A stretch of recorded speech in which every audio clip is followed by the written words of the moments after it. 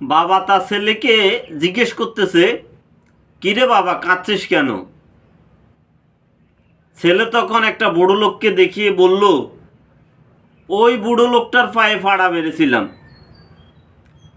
বাবা তখন বলল, সে কি, ওনার কাছে ক্ষমা চাসনি?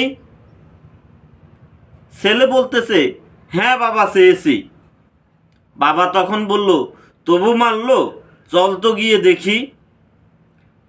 বাবা বুড়োকে গিয়ে বলল, কি ব্যাপার চাচা, ছেলেটা আপনার কাছে ক্ষমা চাইলো, তাও ওকে এভাবে মারলেন?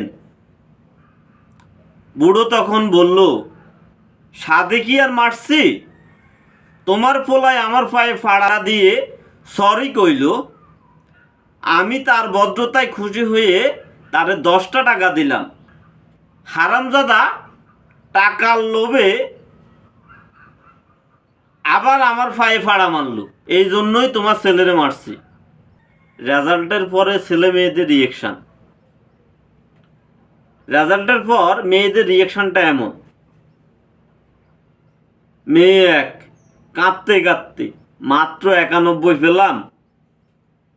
দ্বিতীয় মেয়ে আরও বেশি কাঁদতে কাঁদতে, 5বার রিভিশন দেওয়ার পরও 90 কি করে পাই। 3 নম্বর মেয়ে, আমি 93 পেয়ে মায়ের কাছে মুখটা কিভাবে দেখাবো। চতুর্থ মেয়ে, বিলাপ করতে করতে 90তে কিচ্ছু হবে না। আর ছেলেদের রিয়েকশান, ছেলে এক, এইবার পুরা কাফাই দিছি দোস্ত, 44 পাইছি। ছেলে দুই, আমি পাস করছি, বাবা শুনলে তো নাচানাচি শুরু করবি। ছেলে তিন, স্যার কপি করতে দিছে তাই বেঁচে গেলাম, নইলে তো ফেল করতাম।